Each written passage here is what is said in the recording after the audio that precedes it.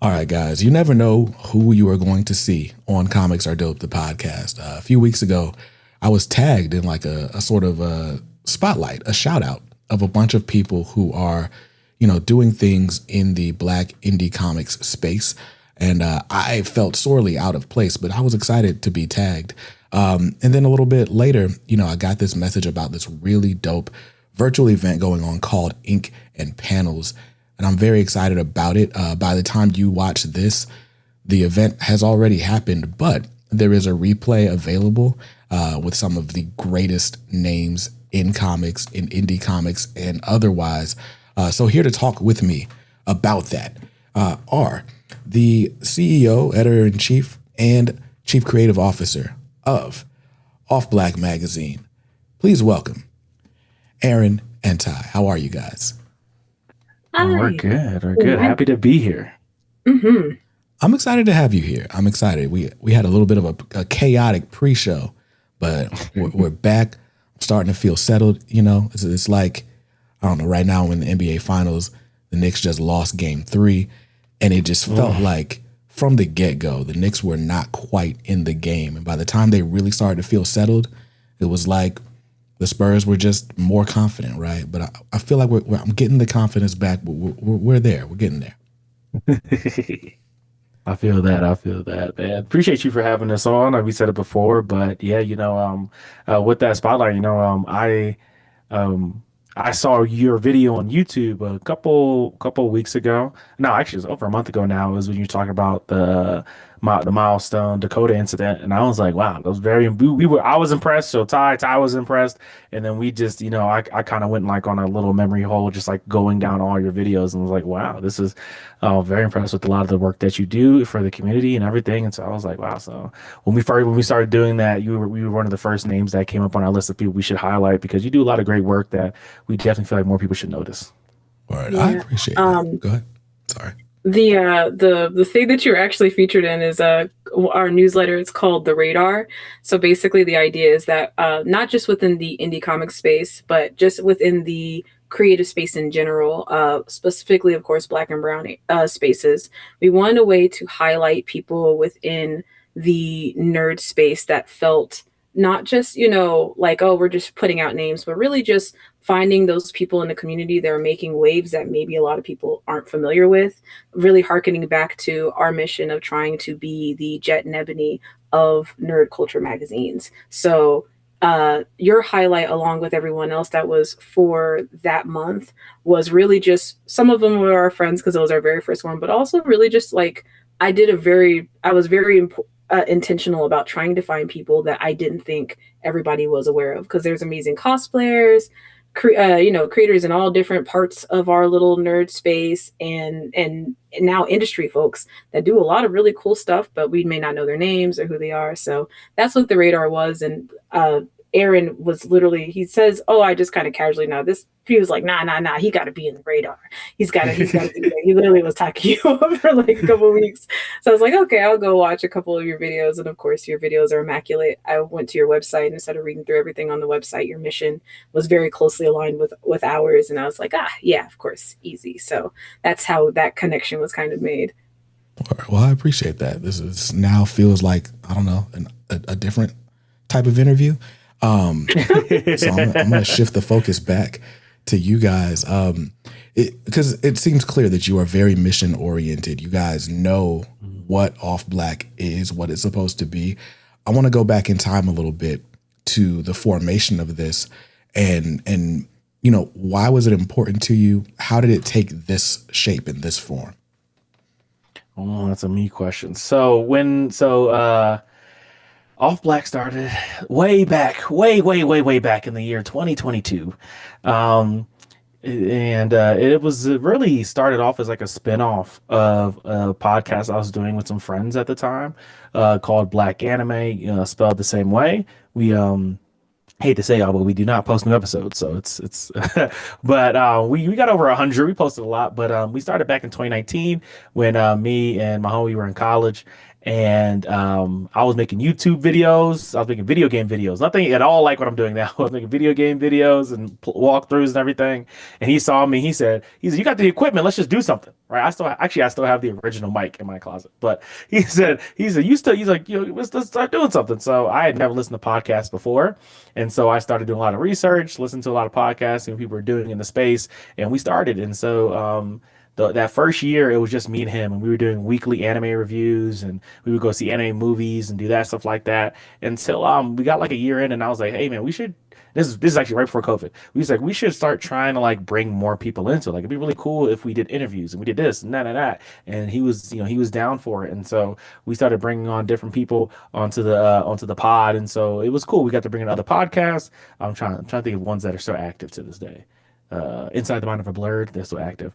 But started bringing in that, and then we started bringing on different creators like Z Share me, who made the CEO of Cutting Edge Animation and has an indie animation on AMC Plus right now called Captain Zero that you can watch. And then like also I got to bring on people like Gabe Kunda, who's the voice for Rock Lock and My Hero Academia, along with Brandon Starchild, who's a music artist, and they were at the time making an anime. I have no clue what's going on with that. I should reach out to them. I keep talking about it. I'm like, I should go call one of them. I have both their numbers, but yeah, we got to do a lot of cool stuff, and I got to a point to where like we would go to conventions and we would do certain things, and I started noticing that there was a vacuum, in my opinion, in the space when it came to journalism. Right, we had a lot of media personalities. We had YouTubers, we had influencers, we had podcasters, we had all those things, but it felt like there was a vacuum when it came to journalism. A lot of it was focused more on the entertainment and news aspect and being the first person. I want to be the first person to say this new thing came out, the first person, and only talking about all the mainstream stuff. And so what I started thinking was that like what can I do more, right? What can I do more? Because we had a lot of friends who were making indie comics, a lot of friends who were doing indie animation. It's like what can I do to help them get more noticed? But also what kind of aligns with my values? And I really care about Black culture, and I really care about the culture in general. And so I was at home one day, I was talking to my friend on the phone, and we're talking about different stuff, and I see on the nightstand in our guest room, and it's like spread out these Jet magazines, and I'm like like it just clicked, like the light bulb went off. I was like, what if we had that but for nerds? Something that is squarely for the culture, for Black people, but at the same time touches on mainstream media and all that stuff like that, because our perspective matters a lot. And when you get into the comics, manga, animation, video gaming, tech spaces, you get in there, they like, even a lot of times they're not even made by white people or something like that. They're largely documented, journal, I would say, but journalists and the media, largely white or Asian, right? And that's what we see. And so it was like, our perspectives matter. We're very involved in a lot of those mediums, a lot of stuff like that. So we deserve to have our say. And so that's like around 2022 when I started saying like, maybe I should do something about that. And I'm a big believer in if you want change, you have to be the change you want to see type thing. And so that's why I went ahead and just like, let's kick it off. So 2022, I made the first, I changed the Black Anime Instagram to Off Black and started going crazy. Yeah. Ty came later. Yeah, Ty came later. I'll keep my personal thing brief, but basically I've been a creator in this space for almost a decade. I think it'll be around a decade in 2028. And I started off very much kind of like how Aran was. In 2018, I was really getting into like nerd culture, more as like less of a spectator, more as like a participant. Been a nerd my whole life, very nerdy people, just always surrounding me. So I think this kind of came naturally to me. And then in 2018, I started my own blog, Black and Culture. I kind of gave you a little bit behind the scenes of how that came to be, but essentially just kind of wanted to fill the vacuum, wanted to talk about all the cool nerdy stuff. My uncle was already in the convention scene as a guest relations person for conventions, and he was like, you should come and do press. So I did press for a local anime convention called Anime Festival of Orlando, and since then, that was in 2019, I basically continued to do press, building my own press brand. And then Black and Culture kind of evolved. I just always like doing stuff. So doing press, making content, just whatever kind of felt right. And then I started doing my own podcast, kind of morning show called Black Coffee Morning Show, where I interviewed other individuals like myself who were in the creator space that I admired or that I thought really had something to say, to kind of not necessarily give them a platform, because I've always kind of been the smaller creator, but to share them with my audience, which even though it's small, has always been really dedicated and pretty active. And Aran is somebody, like, I didn't know who he was, but I was familiar with the Black Anime podcast during the what I like to call COVID podcast boom, when everyone had a mic and everyone was talking anime, everyone was talking blurred stuff. I was like, I remember seeing you. And he's kind of just one of the few people that had survived. And it looked a little bit different because it wasn't, at the time, it wasn't Black Anime anymore. Now it was the magazine. So of course I did the Googling and I was like, oh, okay, this is kind of cool. And I invited him on the podcast. And little did I know, while I was interviewing him, asking him questions, he was also interviewing me. And then I would say maybe a week or so later, he like followed up with me. He's like, hey, magazine question mark, and I didn't respond. I didn't even say anything. But then a little bit after that, I actually reached out again through email, and I was like, oh yeah, actually this is something I want to be part of. We had our first little meeting, and then slowly but surely, I just wanted to be a journalist. This is how it always started. I just wanted to be a journalist. And then and then it turned into event planning, and now I'm where I'm at now. So, just two people who kind of just found each other throughout the internet, and now we just have a very similar mission and goal, and we're just doing the thing. Nice. It's interesting. This is an interesting conversation that we're having, because I would consider us contemporaries just based on your stories, right? I started Comics Are Dope. Well, I started the YouTube channel. It was just going by my name, BJ Kicks, at the time, back in November 2020. Really in earnest, started up January 2021. And just kind of, it was during that whole COVID boom. We had a baby who was born premature, and just kind of as a coping mechanism while she's in the NICU, I would just go home and make a video every day. And that was like a sort of bright spot distraction. But because I was feeding the algorithm so much at that time, the channel just kind of grew in ways that I wasn't expecting for that time period. But it was a bunch of unboxing videos, hauls. There was that whole Pokemon craze, and kind of parallel to that, there was a lot of like just a bunch of collecting and woodworking and stuff. And so for me, I was discovering comic book collected editions for the first time. So I'd buy something, do a big unboxing video. But maybe 2 years in, I started to really feel the sort of influencer exhaustion, if you will. Like you were talking about how, like, okay, we've got media personalities, but I'm trying to focus on journalism. And I wouldn't have called it that at the time. I didn't have that language.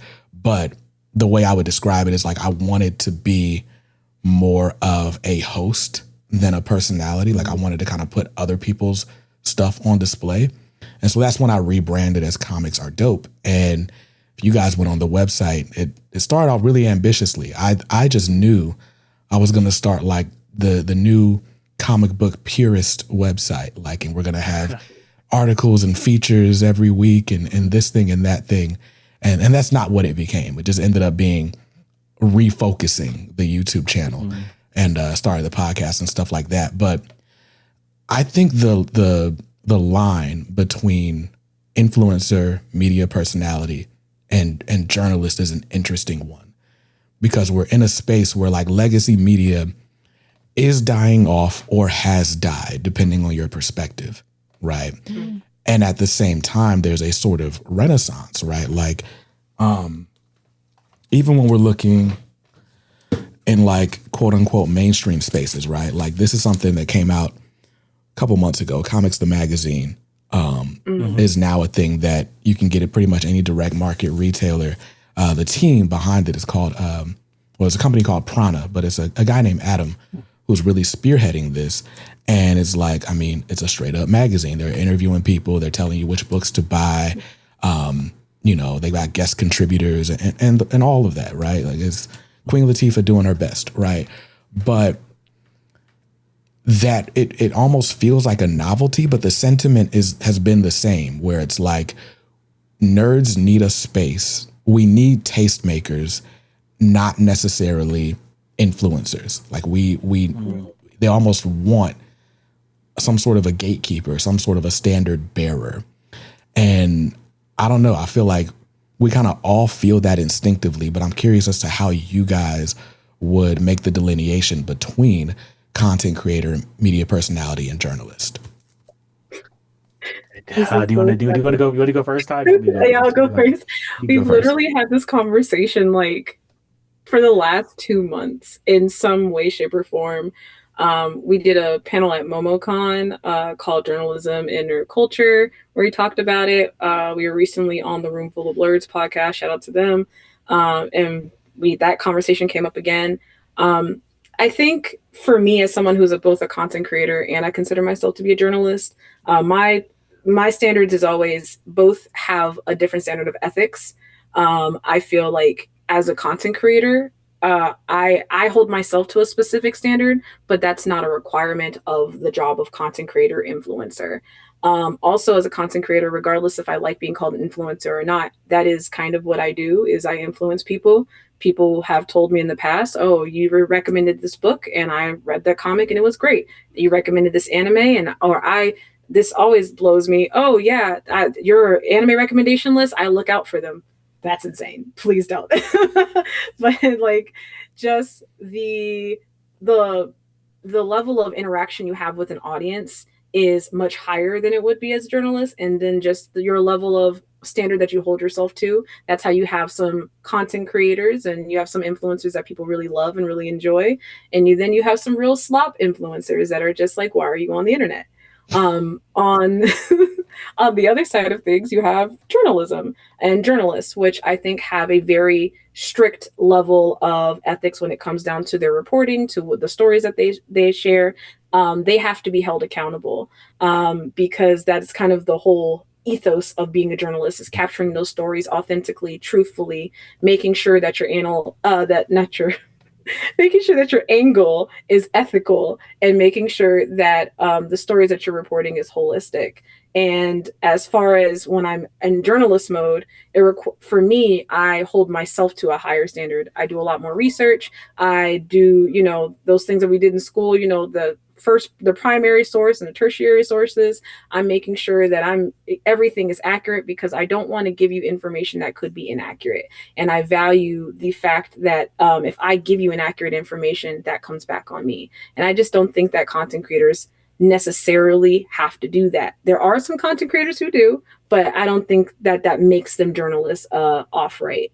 As far as where those things blend, like I said, there are some content creators out here that I stand by that are basically journalists in their own right because of the level of work that they put in. And then there are some journalists who kind of have to play into the content creator role because, unfortunately, that's just the nature of things right now. Everybody needs a click in order to get the views, in order to get the viewership. So I think it's very nuanced, but I do think that there is like a clear separation, but very much a thin line. It just depends on what kind of standards you hold yourself to.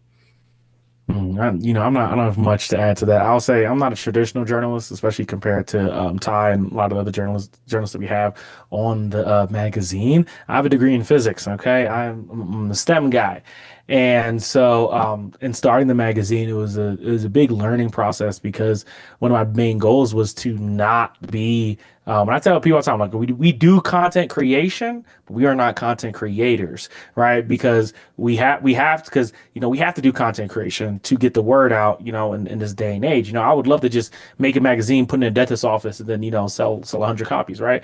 But in 2026, that's not how that works. And so a lot of stuff that in this journey of what we're doing with Off Black was finding that happy medium between, creating content and keeping journalistic integrity. And so I don't, we haven't done any retractions. We haven't had to turn around and say, oh, we said something wrong with it, because all our journalists are pretty good and our editors are really good. And so we haven't had to have that problem. But that's like that idea of retraction is a different problem that content creators and influencers don't really have to do anything wrong. If they do something wrong, it's not like, oopsie, my fault, boom, right?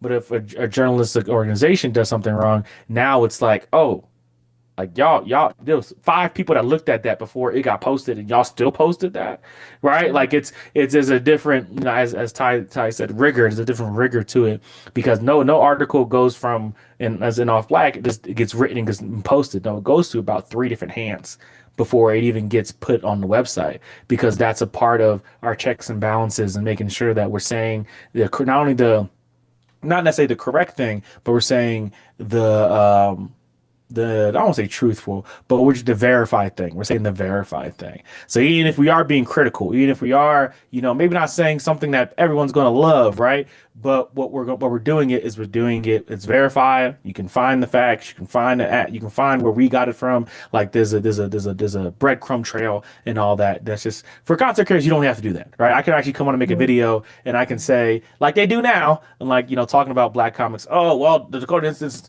it's not selling and they should fire him on like that. We're not going to say that, right? Like, but you can make a video saying that, and you're not going to get called out per se. While like if you do an article saying that, now people are like, hey, you wrote this down. 3 people read this and they said this was okay, and that's a whole different story. So yeah, but we have this conversation very often, and actually it's a very interesting conversation. We have we have somebody writing something about this also to talk about it. So it's a conversation that in 2026 is very relevant in a way that it wasn't before. Even when I would say like the first like in the content creator has been doing this for almost 2 decades now. Like since YouTube started, really, I would say like that's when like the content creator really started, and that we're now just kind of having this conversation. Yeah, for sure. Now, along those lines, I'm curious as to, because obviously content creation, it's taken off because it's quick, right? And it's very much like a rinse and repeat. Like with my YouTube channel, if I don't make a video the week a comic comes out, I might as well never make the video, right? Like there's a very specific window where something is relevant. And, with nerd culture, everything is drops, right? Like, so comics come out Wednesday, video game might come out on a Friday, songs. It used to be stuff all came out different days. New book Tuesday, new music Wednesday. Now stuff just kind of comes out whenever they say it comes out, but everything is planning around this specific date, right? And I think because of that, content creation just became easier because, all right, we know when to expect a thing. But I'm curious because when you are taking a journalistic approach, it's not so much fed by this thing is pleasing to the algorithm today, right? Like it's more so, this is a story worth telling, or this is a story worth chasing the truth after. And I'm curious as to how you guys decide what needs to be committed to the page, right? Like whether the algorithm likes it or not, we want to have this chronicled. What's that decision-making process like?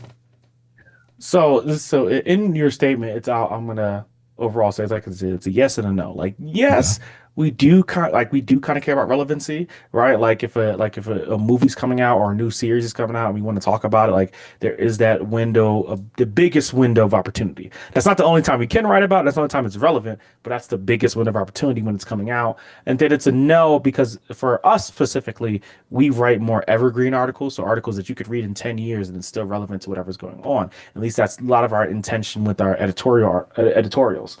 But I would say the really important thing is finding your identity, and that's in anything, right? When you do content creation, when you do newspaper, you do magazine, finding your identity, right? And so we think of like it's like the big players, like IGN, right? IGN, Kotaku, Comment, no, what's it called? Think of the comic website. Not Bleeding Cool is pretty good too. Bleeding Cool, CBR. CBR, right? So for I would say Kotaku's a little bit on the back end. They do video game reviews, but that's not their hardest hitting pieces, right? While for IGN and CBR, their reviews, CBR being comics and stuff like that, and IGN being video games, that's their thing, right? If IGN one day came out and said we're no longer doing video game reviews, people be like, well, okay, why would I go there? right? Like I mean, and they do write a lot of stuff. IGN writes about anime, IGN writes about tech, IGN writes about so much stuff, right? But their main focus is on the video game industry, and then they also branch out and do other things because they all intertwine. But it really depends on your identity. Our identity is as like an editorial, cultural magazine, and so we focus a lot more on, again, writing evergreen content, writing opinion content, and doing in more investigative stuff. So like if we miss the window for a movie, I'm not hurting, right? Because we can make it relevant. So like we wrote there's an anime that came out, the second season got announced, Blue Eye Samurai. I don't know if you saw it on Netflix. It was something that a lot of people were talking about. We wrote necessarily a review for it, but it wasn't necessarily about the show per se. It was about what the show was trying to say. Mhm. And so we could write that today and it would still be relevant to it, and we could write that when season 2 comes out, and still be relevant, but all that kind of stuff. And so that's really a lot of our focus. We do we do reviews of current stuff here and there. We do talk about current events and we try to get around it. But for our identity, how I've made it is that's not our main focus. End of the day, we'll never be Anime News Network. Anime TV Japan. He's doing a great job on social media, getting you up to date on the newest stuff that's coming out and stuff like that. And that's just not what we do. When we go to Anime Expo, I believe he goes, or somebody he has go Anime TV Japan, somebody goes for him or whatever. We're not sitting there, because I get the same emails, but we're not sitting there, posting, oh, they just announced a new season of Blue Lock. And we're not posting that because that's not our identity. So it's a little bit of both. It really depends. I think for influencing and everything, it's that visual aspect that matters a lot. You got to make the video. You got to make that thing pop. While for the journalist aspect, it's like, hey, yeah, I got to make a video, but I want to write about it. I want you to read, right? Because like Anime TV Japan, even on his website, you got to read, right? You you get the press release. We got to write the press release up. It's not just we make a video and we read the press release. And so I think that'd be like the biggest difference. It's like just really finding your identity is really important, no matter what style of creation that you're using. Got you. And I mean, just browsing through your website, right? Like you've got a lot of different types of articles here, right? Like there's a lot of different topics. There's interviews, community spotlights, reviews. So it's diverse, but it is still focused, right? Like as you said, it's all for the culture and coming from those perspectives. And I should stop and compliment your website because I do like the layout of it. Oh, thank you. Yeah, congratulations, Aaron. I work so hard. Okay, I work so hard. Thank you so much. Thank you so much. No problem at all. I'm curious, so I've been on this sort of comics journalism kick as of late. One of my, I don't know if I want to call it New Year's resolutions, but one of my goals for this year was just to put my voice out there in different ways, like stop just talking on my own microphone, finding ways to put my voice to use, whether it was a pen or what have you. Right. So I had just been studying different people writing and interviewers and stuff. Right. Like this is an old issue of the Comics Journal.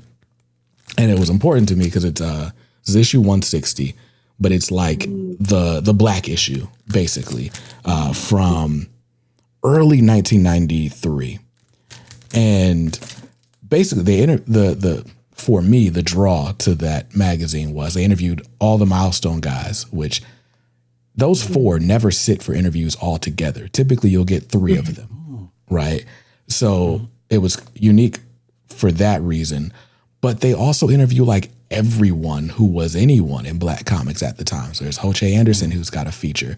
They did a feature on like Black underground comics, which is how I learned about MC Squared and Pozro Media and all this different stuff, right? And for me, going back and finding these old magazines feels like a time capsule, right? And you've talked about the sort of evergreen nature of what you guys do or what you aim for in a lot of times. But do you find a sort of need to chronicle the time as well? Like, is that something that's in the back of your minds or forefront?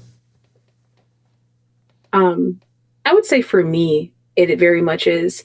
There are some pieces that I'm working on right now that are taking a little bit of time because, of course, very busy.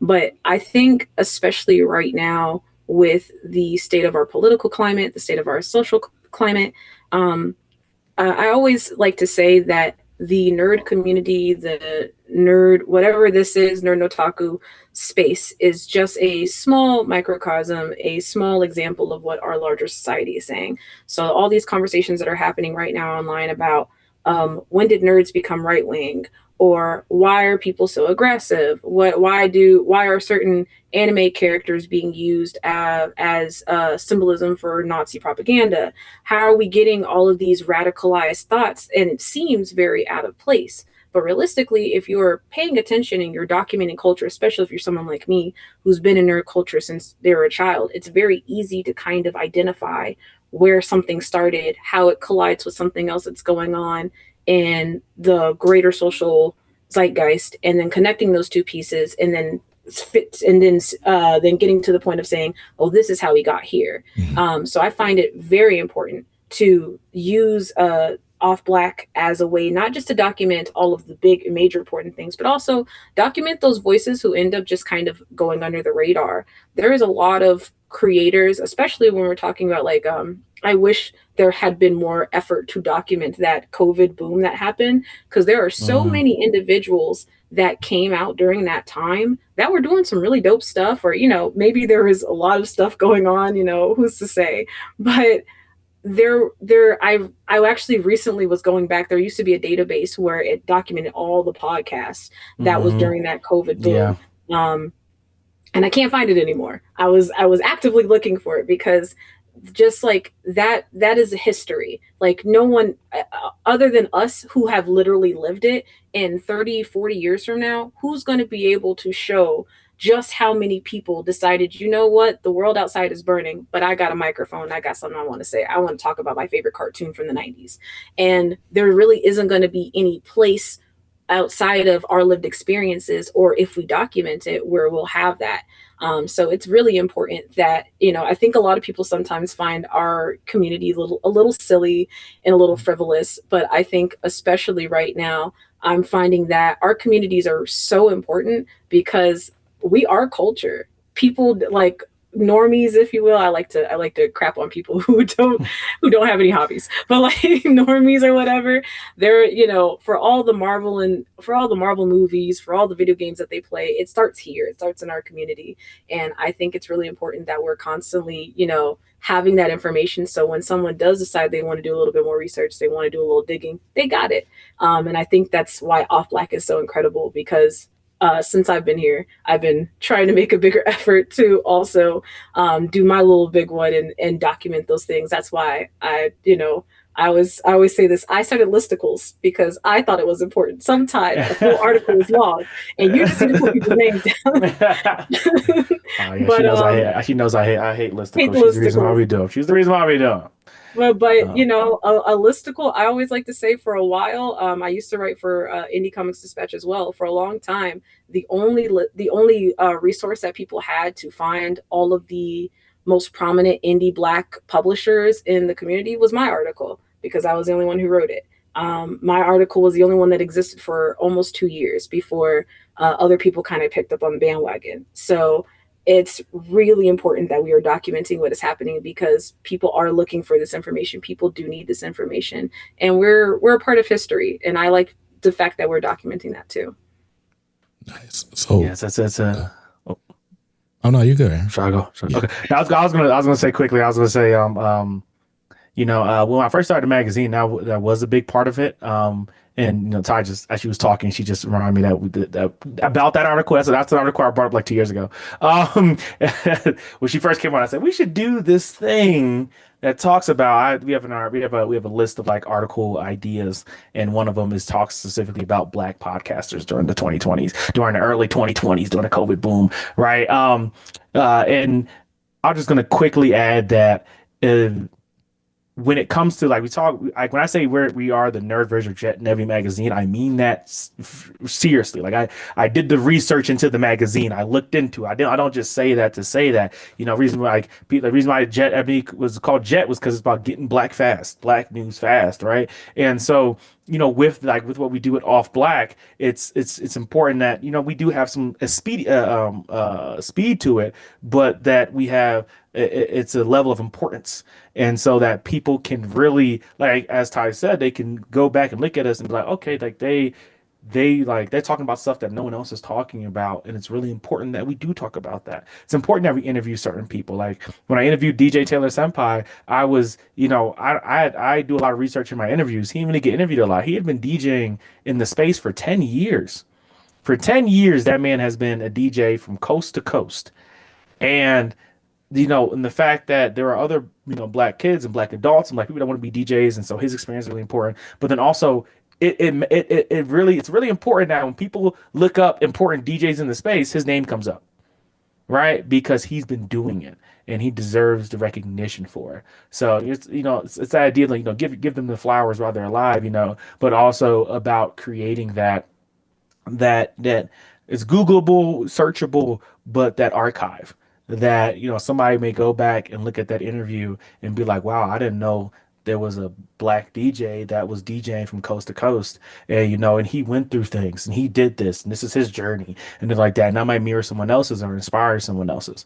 So it's also just really important that we have that, because when we can find people that look like us, or we can find people that were doing similar things to us in the past, and we can look and be like, man, maybe my journey isn't, I think I'm going through hell, but they might be going through worse. Or what, I read theirs, I'm like, man, okay, gives me that power to move to my next step. Mm-hmm. For sure. So, Ty, you talk about not only documenting moments, but also kind of drawing lines between them, understanding the sentiment of the day, and maybe identifying patterns, right? And I'm curious because you guys have been in the space a bit longer than I have, right? I've been doing this. I'm in my sixth year, but you've been on this a decade plus, right? So, what I've observed, like from the time I got in, I started reading comic books in 2019. And then, George Floyd happens, Breonna Taylor happens. There is a moment in comics where, like, and not just in comics, but in media in general, where DEI becomes the buzzword of the day, right? In nerd spaces, we got a lot of black voices who, were given levels of prominence, right? And then it feels like in the last 2 years, that's kind of been taken away. Right. Like just there's a few people that kind of became mainstays in that time and just kept working and became undeniable. But for the most part, it feels like the rug was just kind of pulled out from under that movement. And now we're in this moment where you're starting to see the pushback, right? Like we've got the DC So White campaign. There are a lot of conversations around diversity, representation in comics, and like what we, the readership, should or should not be doing, right, to sort of, I don't want to say to get our way, but to find a place of fairness. But I'm curious as to like what you guys make of the moment we're in, and if maybe there's a pattern I haven't identified because I haven't been there long enough that may be able to tell us the story of where this is going. So well, those black squares in 2020, 2021 wasn't enough. Yeah, the black squares that wasn't enough. Wow, you didn't feel empowered by a black square on Instagram. When they changed everything to kente cloth, we did we win there? Yo, he said kente cloth. I will say, I this is like one of my special interests. I've been trying to put together some kind of amalgamation of an article about this, but what I'll say is this. So a lot of, like I said earlier, there are a lot of things that are happening right now where everyone's like, wow, this kind of feels sudden. But realistically, where we're at now is not a sudden. This is years in the making. I think the first indicator that we had that the nerd space in general, where was going to eventually become a space where potentially an alt-right pipeline to pop out of, was during either 2014 or 2015 during the Gamergate situation. That was my first indication that there was definitely a strong movement towards the right. After that, then of course that kind of leads straight into the first Trump presidency of 2016, where we have, of course, all of the, Obama wasn't president anymore. And for as much as, you may have political grievances or not with Obama, he did allow for a space, I think, for Black people to feel safe, to be authentic. There also could be a critique that perhaps he also provided Black people a sense of complacency where they didn't feel like they needed to strive to be or do more. So there's some critiques there, but either way, when he left and there wasn't really a strong Black figure in a political sense or on a national scale, specifically Black people in the United States, we're like, we're coasting. And then we're like, Trump could never be president. And everyone kind of just laughed that off out within and outside of the community. And then he became president. And then that was my second indicator. I was like, oh, whatever happens after this, it's definitely, it's a straight to the right. There's going to be, it's going to be crazy. And I think a lot of people they're not paying attention to the small cultural instances, the things that, because Gamergate seems like a very insular situation, but from where I'm sitting now, that was not.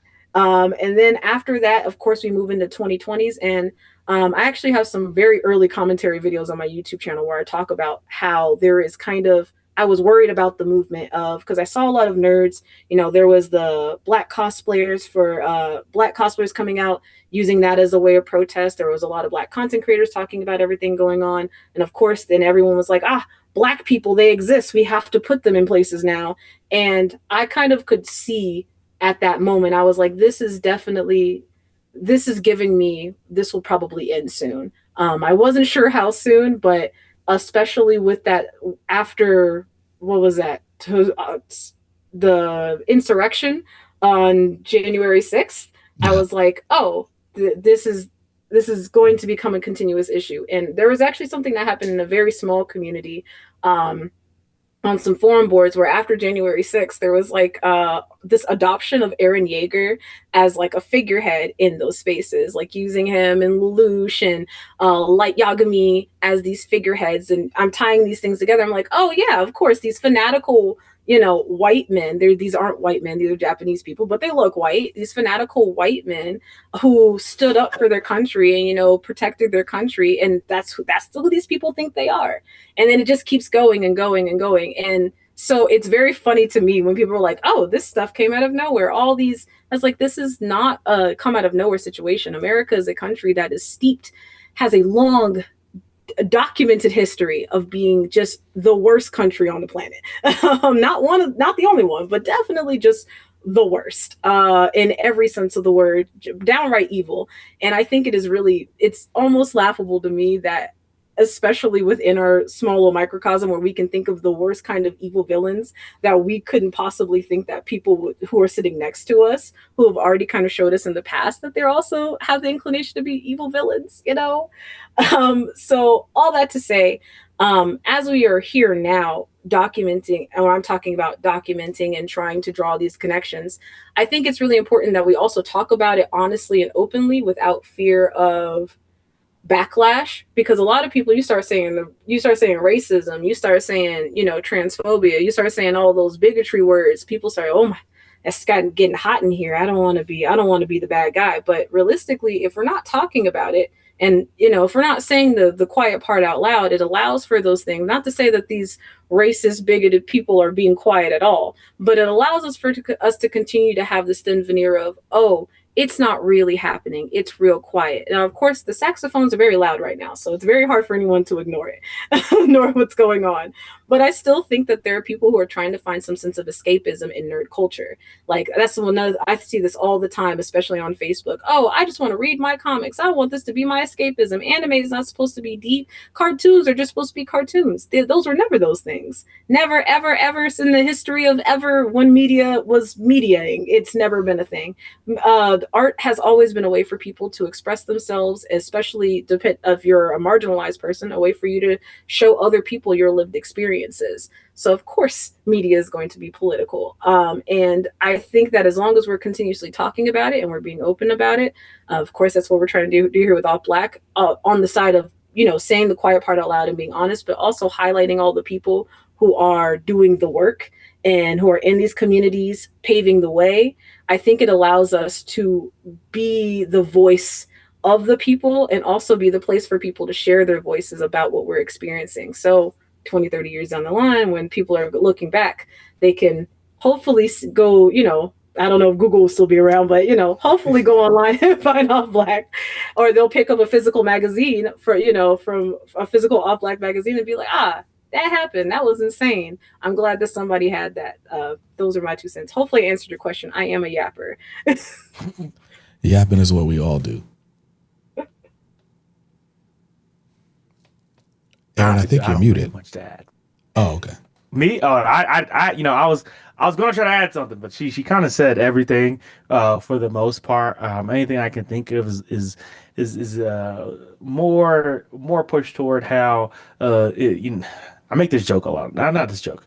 I make this observation a lot that Black culture is very insular, right? So when you are someone who can move through the different cultures, whether through online or in person, you see how different people's reactions and experiences are.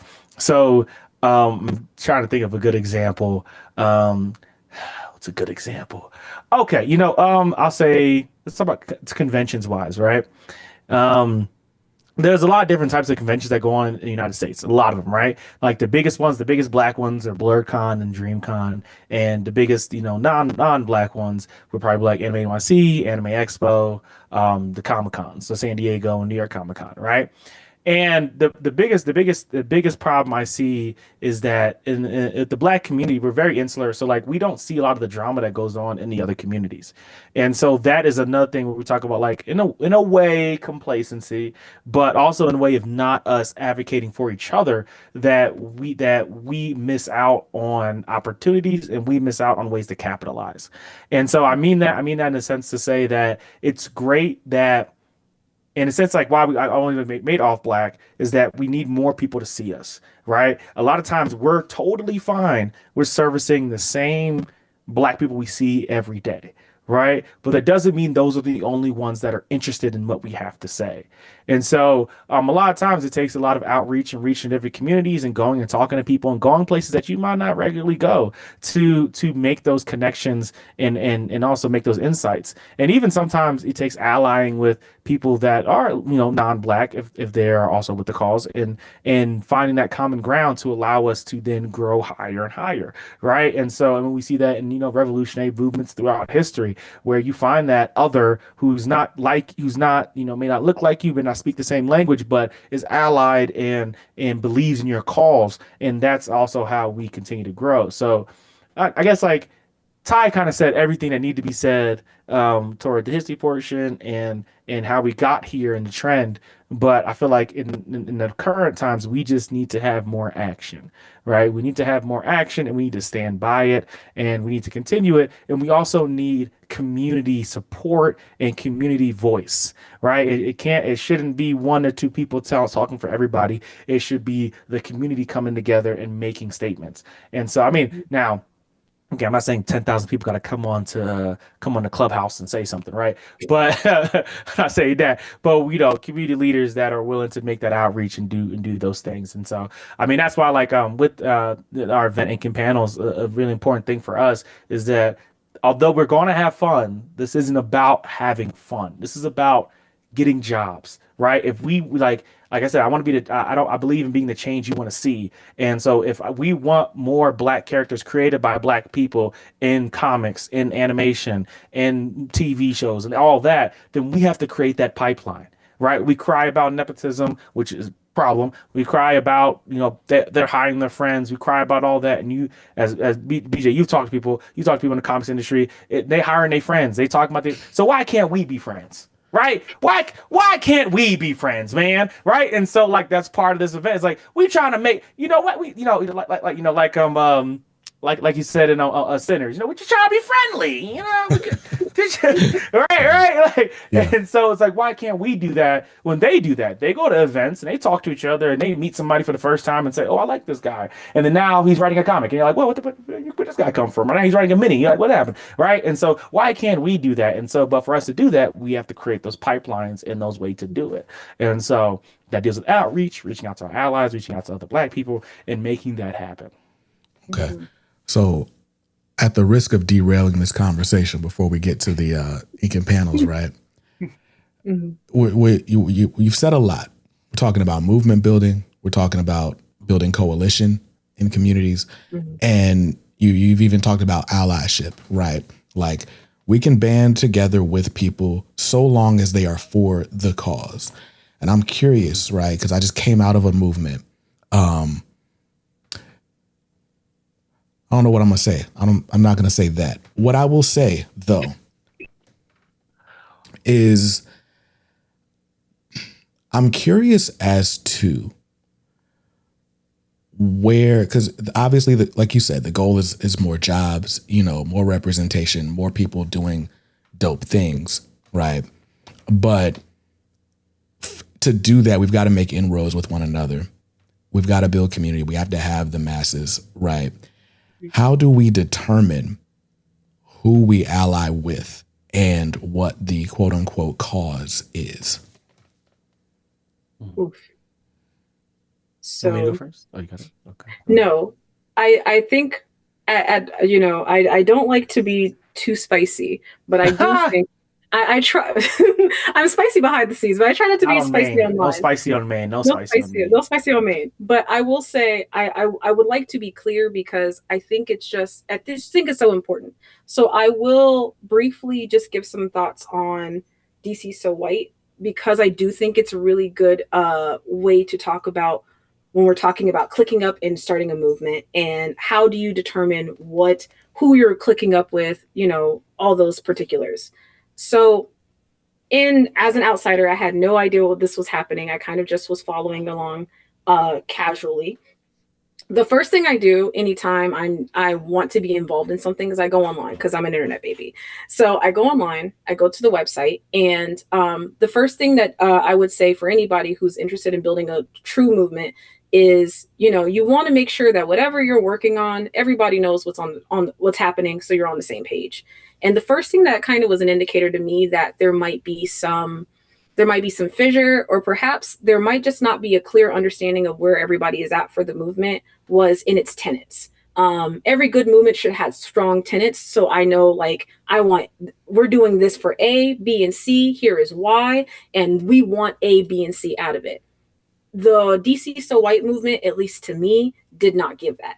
It had an idea of it definitely had a strong why and what we're doing this for, but it didn't have a strong what we want to get out of it. So as we moved into the blackout portion or the boycott portion, that is why, in my opinion, I think things fell down. A second issue I would also identify is that for a movement such as this to succeed, you need a lot of not just insular manpower, but you need community-wide manpower. The comic book community is so large.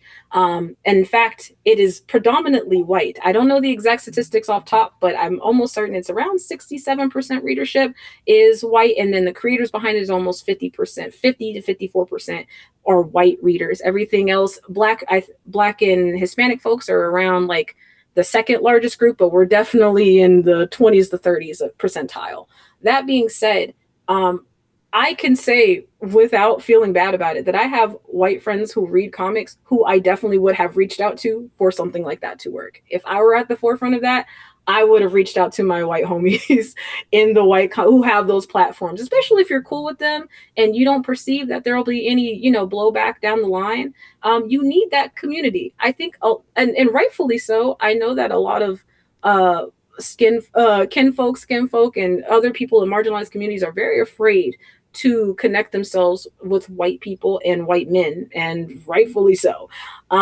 However, we're in a space right now, and I think going back to my statement about politically, where they're going to have to be the ones that we need, that they have the largest voice. They are arguably the largest voting power. They have the largest power, whether we like it or not. We would have to ally with them to a little bit. I'm not saying rely on them folks, and I'm not saying let them lead the movement. I'm just saying a tool is a tool is a tool. Networks are networks. They're there for us to use them and to be supported by. And there are people who I saw online who were outside of the Black community who totally agreed with DC So White from their different marginalizations, who had their own critiques and critiques and issues with DC So White that wanted to be a part, but weren't really sure how to get a part or weren't really sure what the situation was. Largely because, again, I think the tenets weren't very clear and those lines of communication weren't very clear. So as we're talking about moving into other, we want to create more movements, we want to create more coalition, we want to create more community. The truth of the matter is, and I've said this before behind the scenes, is that specifically within the Black space, the Black indie space, we're kind of trading the same $10,000 back and forth between creators. We all are in the same communities. We're putting our Kickstarters in the same Facebook groups. We're marketing to the same people, and that's not necessarily a bad thing, but that's just kind of by the design of what it is. We're keeping it within the community. But just like Aaron said earlier, Black people genuinely are not the only people who loved reading Black stories. Don't let the common folks speak. People love Black stories. If Tyler Perry movies are anything to go by, it just is what it is. I would say, always proceed with caution. Always vet your white people. No offense, but vet your white people. Making sure, and that vet anybody who's in this space, especially in community, vet your people. Making sure that everyone is aligned and everyone's on the same thing. That might mean that you have to ask people, 32 questions and go back to question number 6 and see if the answer is the same. But as that is also a part of community building, and I think that's also another issue within is people are afraid to be aggressively serious about people want to capitulate sometimes to try to seem more open. But what seems more open to you? To dissolve your entire movement because you couldn't stand on your tenets, or to be strong in your tenets enough to, stand firm and open up the space that you're trying to open up. And last point is, a win for Black people is a win for everybody.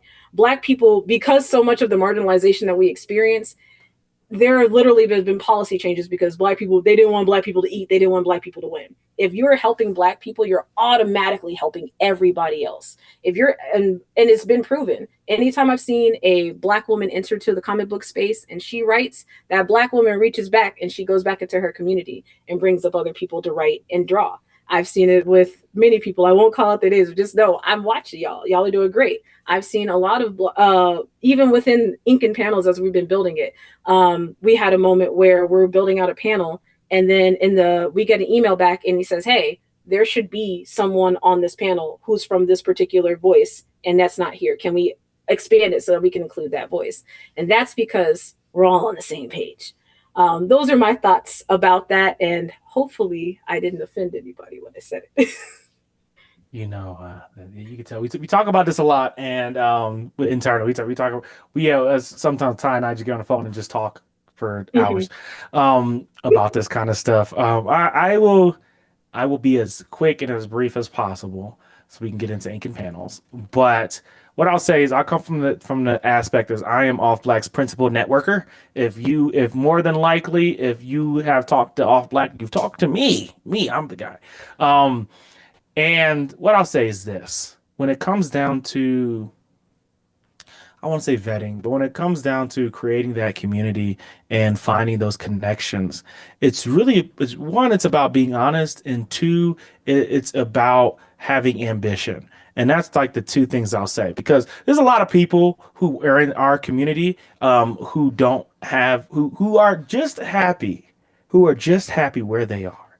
And that is 100% fine. And I think we get caught in the hustle and bustle of always trying to be bigger, always trying to be the biggest guy. I want to be the guy. I want to be the face of Black comics. No. First of all, we don't need that. And second of all, that's not how we win, right? And so when it comes to making those connections, it's really important that we take time for it to be meaningful and for it to be something that's in our goals. So like I'll say, like with our standards, like for ink and panels and other things, we have a set of standards, right? They're not public. This is something that we just talk about. We have a set of standards on people we invite to do certain things, right? Your book has to be readily accessible, right? It has to be something that I can either Google or go to your website and order immediately. It can't be something that's tied to Kickstarters, and it can't be something that's tied to anything like that. And that's just because if I tell somebody to buy it in November, and all you go to their website and says, oh, you can't buy this till February, you lose a lot of people right then and there. And so, and I do this all the time. This is my favorite story. I tell this story every time. Went to BlurCon about 2 years ago, and I brought back this big old stack of comic books from all these black authors and black creators and black artists. And I showed my mom, and mom is not a big comic reader. She loves Wonder Woman, not a big comic book reader, but she would definitely buy, patronize, and get them to people who she think would like it. Whether that's her friends, whether that's kids, because she teaches at a high school and middle school, whether that's whatever, she would do that. But she has no avenue to do that. She's not in the Facebook groups, and she never would be in those Facebook groups, right? And she's been to BlurCon 2 times now. But she's not. But every time she goes, she buys something. She's still like. So how do we get to those people, right? How do we get there? Right, we focus a lot on, as Ty said, giving that $10,000 around in that same chat, and I say all the time, I tell other comic book creators, I'll be sitting and talking to them and say, hey, I just want you marketing to the same person that this guy's marketing to, the same guys this person's marketing to. So when you losing money, they losing money too, right? Because we're not getting outside of our own bubble. So it's really important that, as I said, we create those meaningful connections, and we really have real conversations with people outside the community, black or non-black. Because a lot of times we do a lot of platitudes, a lot of, yeah, this, and that, instead of getting straight to the paint and being like, hey, I need you to do this. Can you do this? Do you believe in this? Right. And getting to that. And that's what's going to help us also grow outside of it and get more people on our side and get more people to patronize and all that kind of stuff like that. And so, yeah, that's really all. I'm not going to talk too long, but that's really the most of it. I feel like is, connections are really important, and being truthful, honest. I walk up to people, and Ty see me do it. I walk up to people and say, hey, I want to work with you. I didn't even introduce myself yet. I'm like, I just really like your stuff. And they'll be like, oh, thank you. Who are you? and now we're talking. And Ty's seen me do it probably tens of times, not 100 yet, but tens of times at different conventions and different spaces. I just walk up and start talking to people because I'm like, you're doing something really cool, and I want to know about you. And then I get your card, and I go to your website, and I'm like, dang, I can't order your comics off your website. And then you never hear from me again. Yeah, no, that's business practices.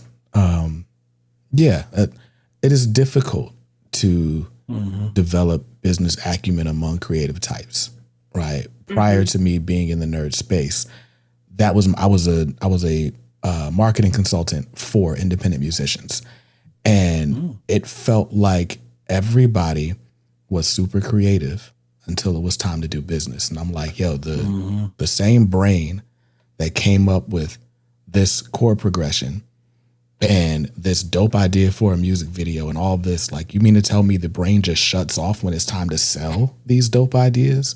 Yeah. But it's like, for a lot of people, it's just, and I think it's just that we've been conditioned to believe that business is supposed to be boring, right? But that's a soapbox for a different day.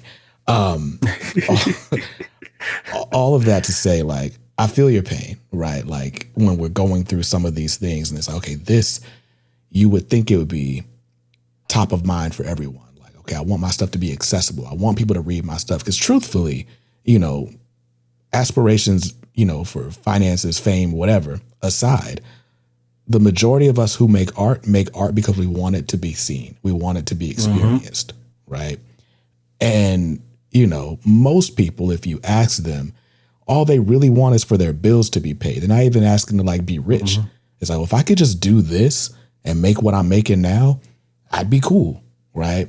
But for whatever reason, it's like they don't think about how that can be received in any sort of responsible way. But anyway, that's a different conversation, a different rabbit hole we can go down a different day. I want to talk about Inka panels because you've been talking a lot tonight about making connections, drawing through lines, but then also the reach back, right? Like you mentioned, Ty, I could call names. I don't want to call names either, but you're right. There are several people who have gotten in this space and have said, hey, you should know I'm not the only one who can do this. In fact, there are people better than me and you should meet them, right? And that is what I see on Ink and Panels. But I want to know kind of how Ink and Panels came together. Obviously, it's in its second year. It's an online webinar to help you get into comics, manga, animation, and other spaces. Where did the idea come from? Why is it important to carry out? Ooh, another me question. So I'm gonna harken back to my story about my mother. When I showed her those comic books, I ain't never see she smiled. She's like, oh my gosh. She was like, if I could, I would buy these. She worked at a school. She said, where can I buy more of these? I want to put all these in my shelves in our high school library, and right. And so the idea started bubbling then, and I was like, I was like, what is a way that, again, I use the word meaningful a lot, that we could meaningfully bring attention to not only the books but the people, right? And I do this when in my interviews. I tell my interviews a lot. I'm like, hey, we have two types of interviews. We have one that's about the people, one that's about the product, right? Because we need both. Like sometimes I need to talk to you about you because your journey, your story, who you are is important. And then sometimes I need to talk about your book because you need to promote something and get it out and people need to buy it. And so we have that two things. So anyway, so that's where it started. So it started bubbling. And that was before Ty came on. And then when me and Ty were having our interview, that's when it started to really grow. When I was like, I want to do something in the community that's not a convention, because even though conventions are cool, we have 1,000 of them, and they're only going to get more expensive. And yeah, so I was like, man, what is something that we can create? Because as someone who I myself am an aspiring comic book writer, manga writer, novel writer. Ty has written a comic with her father, and she also is an aspiring comic book writer and stuff like that. As people who also want to get into the business and talk to all these people in the business, we're like, yeah, we thought to ourselves, what are the next steps that we could take? Like, what is that? What does that look like? And so that's kind of where we started. That was the baseline of Ink and Panels. It was like, man, we want to do this, right? But we heavily, as people probably noticed, care about community. So it's not just about where can I go, it's where can we go. And so that's when we kind of started building out Ink and Panels. The first time I brought it up, and Ty likes to say all the time, Ty's been around and she's worked with a lot of people. I haven't. I was doing stuff insular with my own homies. And, she's, I told her we were going to do it. She didn't believe me at first. And then like a week later, I said, okay, I wrote some stuff down. Let's talk about it. and you're muted, Ty. Ty, you're muted.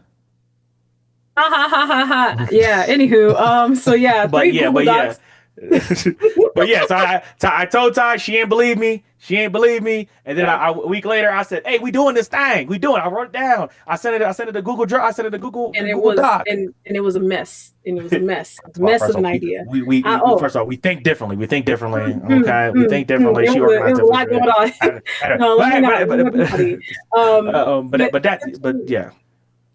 Essentially, the idea that he gave was very grandiose. He likes to say that he is a big picture thinker. I'm a details thinker.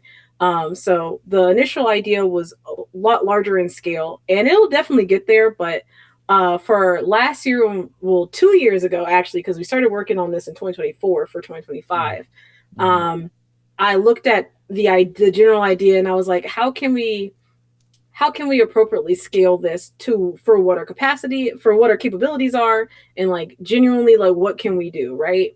And I had done events before in multiple different capacities. I've hosted live events. I've also hosted online events, and like the thing that I think a lot of people don't know that I did, but I've worked really hard on, was for Concrete Comics, their K-Way weekend. I was the one that organized it 2 years in a row. So their whole digital long event, that was my idea. And I was like, what if we did that, but like different? So I started kind of workshopping that, and then we kind of went back and forth with ideas. And then from there, the rest of it kind of came a lot more easy than I remember it being. Like, it feels very easy in my head how it kind of clicked, but it was very difficult, actually. It was we've connected with so many amazing people. Like I shout out, thank you, like to Frederick L. Jones from Saturday AM, and White Manga from Saturday AM, and Newton Lillowa. Yes. Lillowa. I don't know. I was losing the W. Stephanie. Yes. One of the first interviews we have on the website. And she's been a great champion for us and helped us. And like, anytime Mhm. we have an idea, we can message Stephanie, and 9 times out of 10, she'll be like, yeah, I could do something, right? Just And so so amazing. I love Stephanie, and even outside of her, my homies at Studio Maho, smaller manga animation studio, Yin and Pat, they've been there. And so like that first year when we had those 13 people, those are literally just the homies. That first Yeah. year was just the homies. We Oh, reached out to we reached out to people that we like, okay, we know they'll yeah. say yes. We know y'all. It's cool. We It's kind of like know. that what the Avatar the Last Airbender episode where Sokka goes, yeah, it's just gonna be a ragtag group of us and our friends from Boston saying we're gonna go to the Fire Nation. And that's kind of just like where the brain set was. Yeah. A lot of the, RJ Atkinson is a good friend of mine. I've kind of just met in the space. Who else do we have year one? Gully Boo. We had Oh Mina, yeah, Gully Boo, who's Gully someone else I Boo. just kind of connected in the space. Mm-hmm. Lonzo Star, we Lonzo, have a really yeah. close And shit. relationship. Yeah, Turn just out, a bunch of I feel like we're missing like 2 people, and we are missing 2 people. There's only 13 DJ people year one. Kirkland, Oh, Jesse, DJ, yeah. yeah, DJ Kirkland, Red Kirkland. F Manga. So Yeah. again, but like these are people we've like cultivated relationships over years, not say creating that meaningful connection. And so as it started as like the anti-convention, because and the idea, like I tell, like I've said, we don't call it a convention, we call it at the least we call it a conference. And that's only because in this community, convention means cosplay, convention means K-pop party, fan event. We're bringing in the trailers for JJK, streamers are coming, right? That's what the idea is, right? But for us, it's really a business first focus, because again, we want to get people into the business of the first year manga and comics, this year animation also. And so that was the idea, because as I said before, it's like the person who made Miles Morales wasn't black, the person who made Black Panther wasn't black, right? Like a lot of, like, it's great that we're seeing more representation, but we're not seeing us making the representation. We're not seeing us making it. We're just seeing it on screen. And it's cool, but it's like we're creating so many cool stories. We can do more. And so this is an event we made specifically for high school and young adults, but also anybody of any age who's interested in creating and everything. But we do a heavy focus on those two demographics. And from that first year, when that was over, I was on a high. Ty was looking at me like I was crazy, and I was like, we can go bigger, and so we had some really big ambitions that we were not able to meet this year. But one thing that the 3 things that I'll say 4 things that did stick was, I was like, I want to double the panelists, right? I want to add in animation.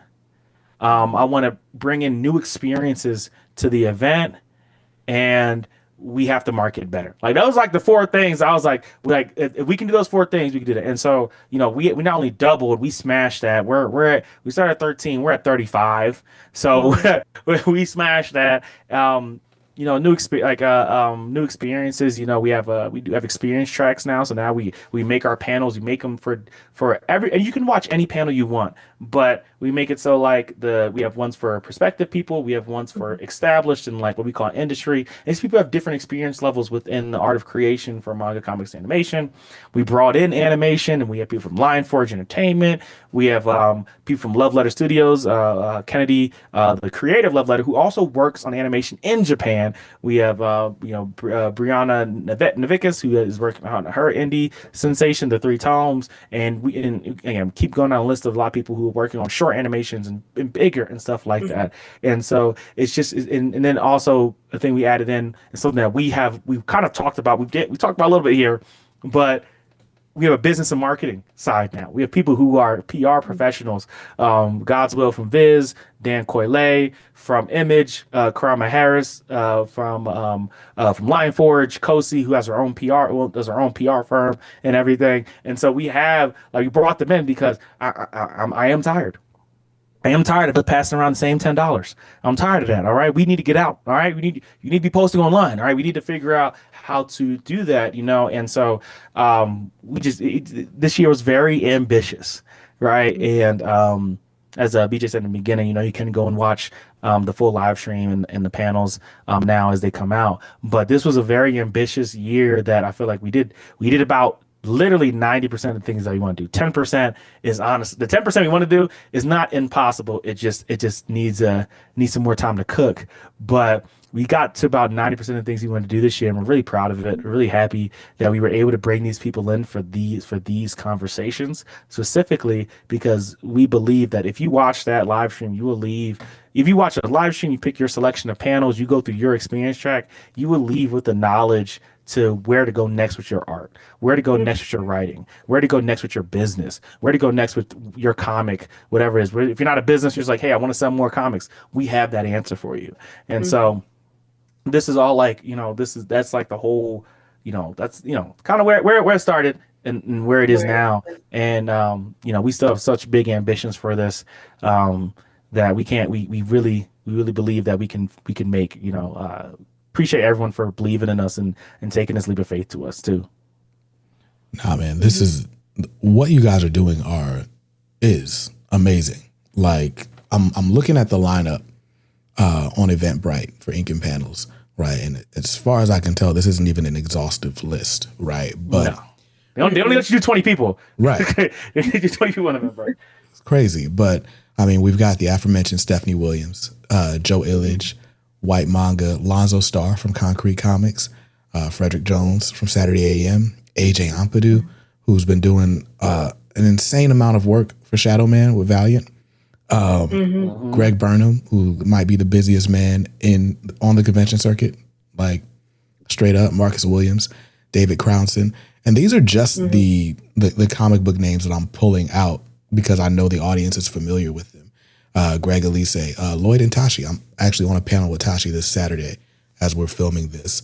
TJ Sterling, right? Like, so these are not like, all right, quick story time. Like I said, I used to be in the music industry, and even before that, I was in like the sort of online marketing creator space where the webinar was like the word of the day every day, right? And what generally would happen is like people would create these e-summits, and it's like, I'm going to put together a list of people that right? Because they're successful and they're online making money, blah, blah, blah. And each of them is going to pitch you their program in an hour-long panel. It's basically what would happen. And you get this super surface level information, and it'd be like, all right, well, here's my free blah, blah, blah. Here's my lead magnet that you can grab. And it was just a big promotional, we're late enough in the episode. It's a big promotional circle jerk, right? Is what it was, right? And this is not that. Again, I'm familiar with these names. I know these people, right? I know their character, right? And this event, right? While I do not know the two of you, right? Just by the names that are associated with this event, right? It tells me everything I need to know about you, because these are stand-up people. These are people who want the best for the community. They want to see, real impact, not just among the creator space, but among, the potential readership, the buying audience, right? Like, these are people who care deeply about the work they're doing and about the people who it will affect. So I'm excited to go back and watch this replay. I have a crazy busy weekend ahead of me. I wish I could just sit here and watch this stuff live. I kind of wish I could have been a panelist, but I mean, I'd have to time travel for that. But I'm very excited to catch this replay and really just kind of sit and absorb, because there's also no way that you watch this Friday and Saturday or Thursday, Friday, and you're just like, all right, I know everything there is to know. Like, you got to sit with this for a minute, go back, take notes. There's a lot of bars that get spent. And this year we are like also bringing guest moderators. There's so many new things we did. We brought in guest moderators this year, and it was nice to sit in the background and listen to them do it. Now, as I'm sitting in the background listening, we're like, wow, okay, they're really talking up there, because when you're in the moment, it's hard to always be there, but really talking up there.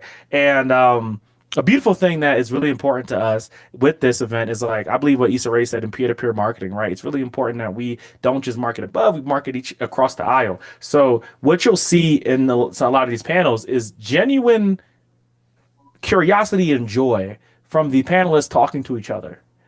And what we are really trying to do is that there is value in this for everyone. So Mm-hmm. when we curate these panels, because me and Ty and I curated every single panel for this weekend coming up, Mm-hmm. we don't just see like we saw Joseph and Steph and we said, oh, we should just put them together. Yeah, but they might have a good conversation. No, we said, okay, who is this person also going to take something Mm-hmm. from when they leave, right? We want everyone to take something from this, right? Whether you're a panelist, whether you're an attendee, whether you're whatever, if you're there, you're there, whether you're a moderator, we want you to take something from this event. And so even just now, we were, and I'll say this, we were in when Stephanie got that Eisner nomination, when she got that confirmation, she was in the panel. She was in the Mm-hmm. panel when that happened. We were about to start, and she's like, "1 second, I gotta check my phone." And she checks her phone. She says, "Okay, I guess I can say it now. Double Eisner, right? Like we Mm-hmm. were there. We were like in Yeah. that We moment, were in the and room. in the room when she said that, it was amazing. It was crazy, and it's part of the moments we live for. Like we have somebody who I want to call out, Jamal Carr. He's a Mhm. recent graduate of Bowie State University, which I call the nerdiest HBCU in the country. And he started a group on campus, a Black Nerd Initiative called the New Blood Order. And we have him as one of our panelists, not sorry, one of our moderators.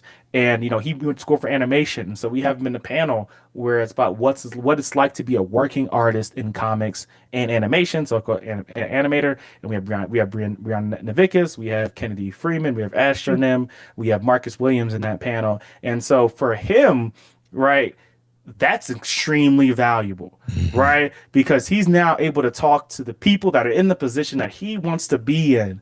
Mhm. And after that panel, he's talking to him, he's like, hey, you guys, like, y'all taught me something one, but I need y'all information. What can we do, right? And so like that's that idea of deriving value from every source, right? Like when we put us in a room and you put people who care about community in a room and who care about lifting each other up, it's like a rising tide raises all boats. And Absolutely. so when we're all rising and we're all like, hey, I want to work with you. I want to work with, I've never seen your work before. In this panel, I looked you up on Instagram and said, wow, your stuff is amazing.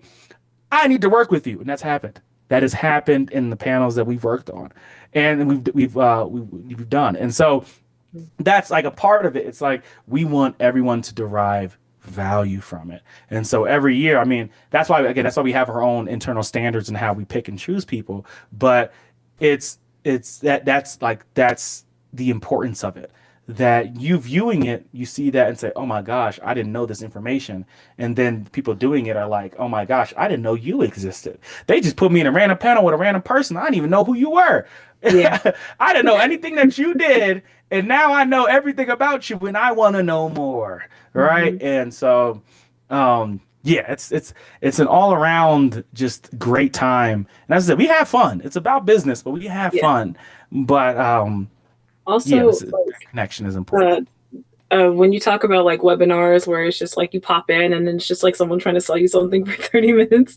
I think another thing that I really enjoy about like this web seminar that we're building is that there is also just like its value, as you said, like, oh, this is not just you watch it and this is not something you're just going to be able to watch the first time and like sit with this. Like we're truly made, unlike other web seminars where that's probably the first and last time you're going to see that person, or if you do see them again, it's going to be the same exact web seminar that you saw 2 months ago because their goal is to sell you something. And that's actually one of the things I really appreciate about ink and panels and Aaron's ethos for the event is that the goal is we want this to be continuously be accessible, so that's why it's going to be up on our YouTube for forever as long as YouTube exists. Mm. So you'll be able to go back and you can actually go back and watch the first year. Right now, we have the 10-hour live stream as well as the panels cut up for you, as well as the demonstration panels. That'll be the same thing for this year as well. You're going to get the full live stream from both days. You also get the panels cut up and you'll get the demonstrations.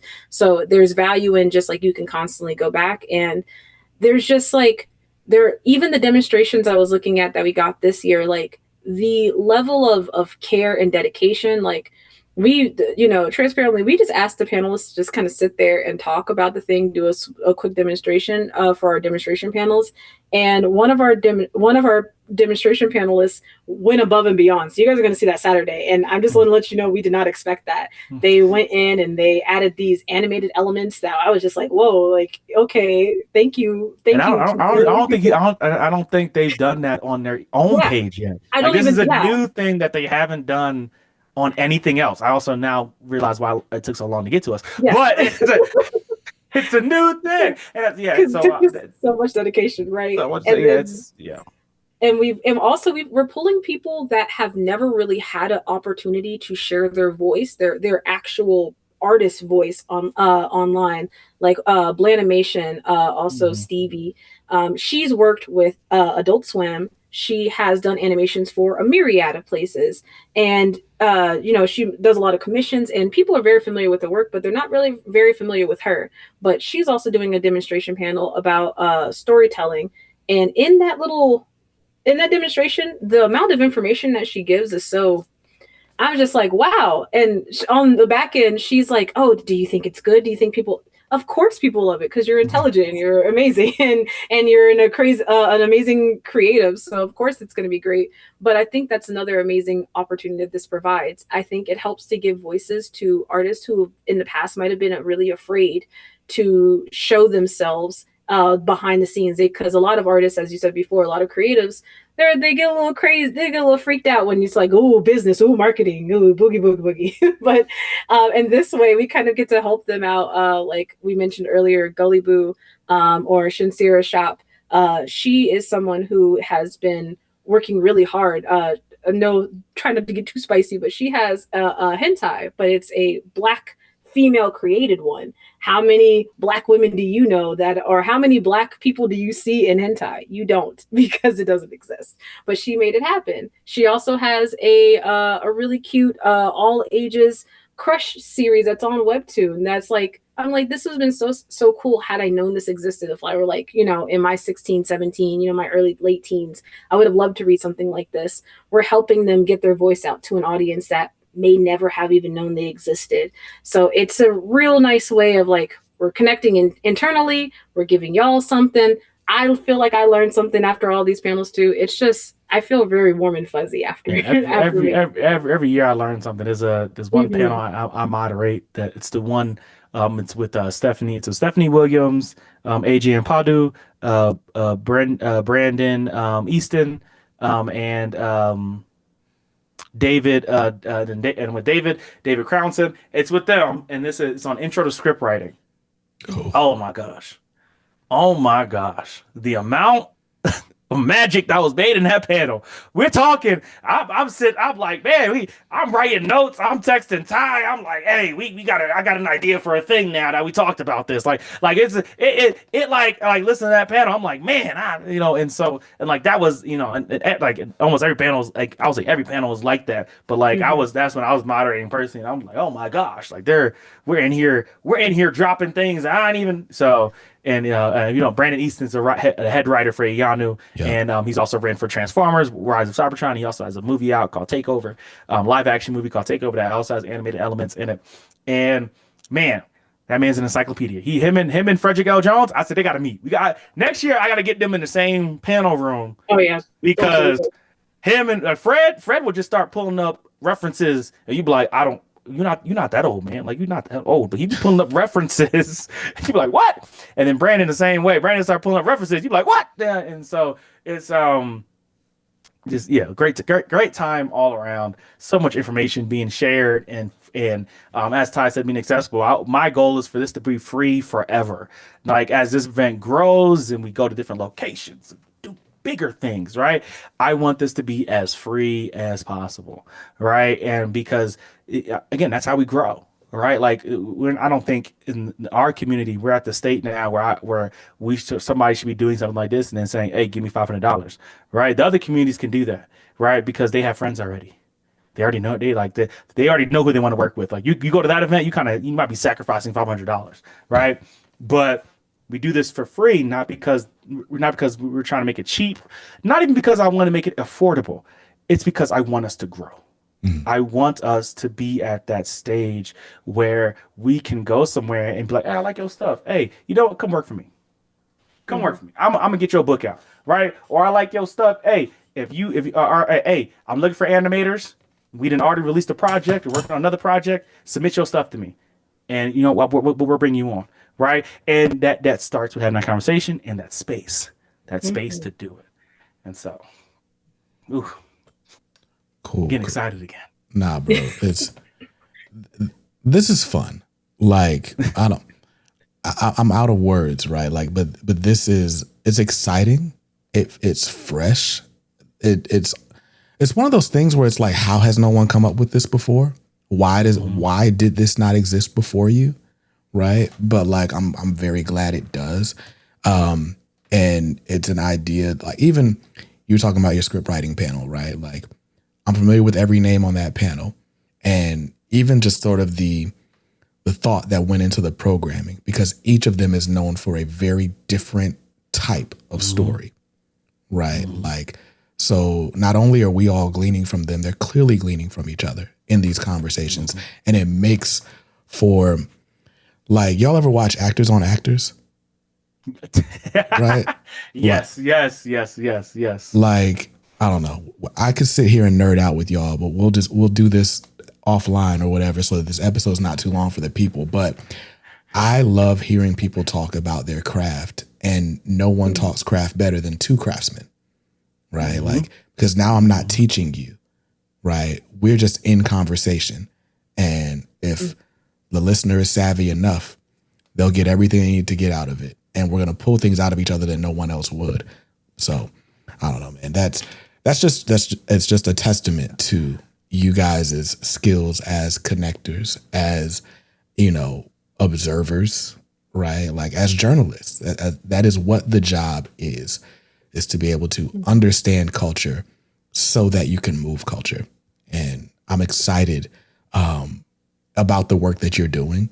You know, I'm supposed to feel more objective, right? Like, if we're talking about journalism, but no, this is fun. This is like being able to meet people like you and amplify your stories and the things you have going on is the reason I do this. And so this is it's vindicating in a way that I don't know that I have words to express. So thank you guys, one, for again for reaching out, for putting on this event for the community, for all the work that you're doing. Because like you said, you're doing it for free, right? Hopefully that changes, right? It don't have to be free to the end user, but Mhm. you know, or it can be free to the end user, but it doesn't have to be free, right? Like, 'cause this is Mhm. valuable. You are creating value in this space, and I think that deserves, you know, what it deserves. So we'll keep talking, but you know, you guys have an ally in me. Whatever you guys need, whatever I can offer for you guys, you know,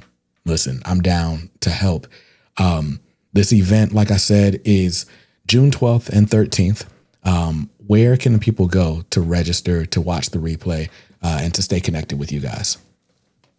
So the easiest thing is you can go to our YouTube. We'll be doing. I mean, it'll be live on Twitch and YouTube. But again, once you see this, it'll be over.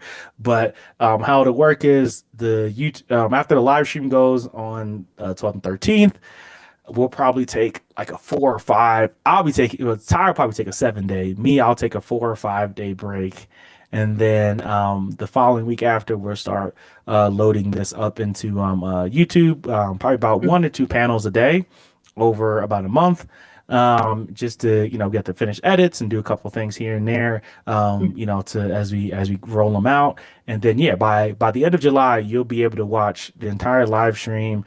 You'll be already by Sunday. You better watch the entire both days, because it'll be two different live streams. You better watch both days, the fully out. But by the end of July, you'll be able to watch the individual panels along with the 2 day live streams. Of course, there's different goodies, right? And there'll be stuff that's in the live stream that won't be in the regular panels, and vice versa. And so try to give people different experiences.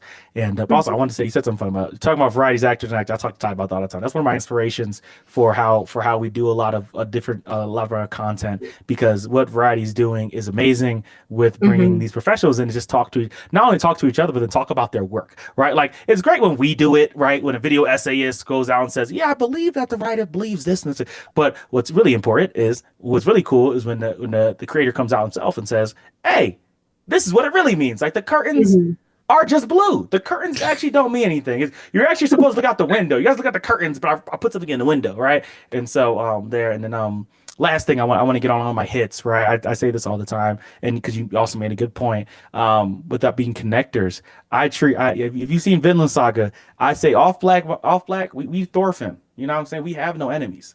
Right, we have no enemies, right? You try to like hit us and smear dirt on us. We're like, hey man, relax. You know what I'm saying? Like we not getting into it. We have no enemies. So like, A might not like B, or B might not really know who C is, and they think they're better. No, we gonna make it work to where we find an understanding, because that's where community starts.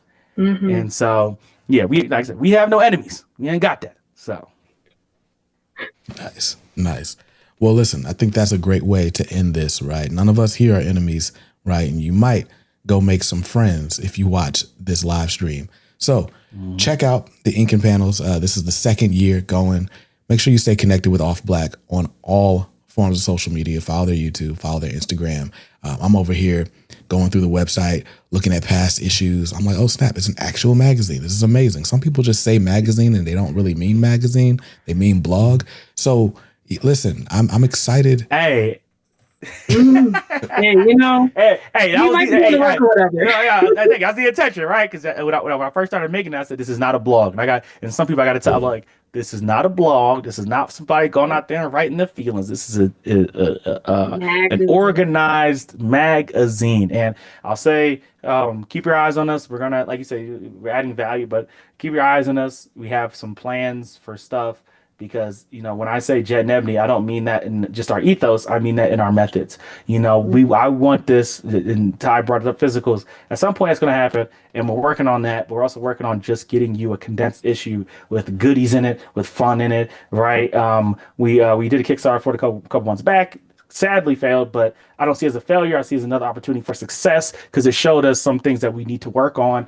And and move forward. We have a lot of cool ideas for it. In every issue of Off Black Magazine, you will get comic previews from indie, and hopefully at some point some mainstream, but indie will always be our focus. But you get comic previews in there from people who are doing great work in the game. And then we'll also get, interviews, nuanced articles, games, all that kind of stuff. We're trying to bring that fun back, but also bring back something that's entertaining.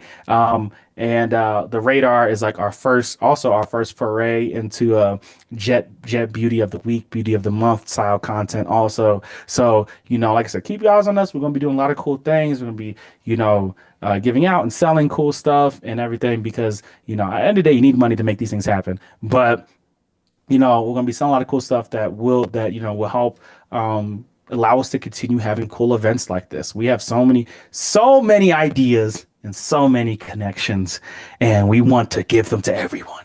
So, so keep your eyes on us, and, support us any way you can. A like and a retweet and a comment is more than enough. If you can't spend $1, if you can't show up, but you like, retweet, and or comment, man, you might just save the day. You never know. So that's all I gotta say. Dope. Well, listen, like I said, I'll leave links in the show notes and in the description on this if you're watching on YouTube. Stay connected, and then stay safe, stay awesome, and read something dope today. Peace.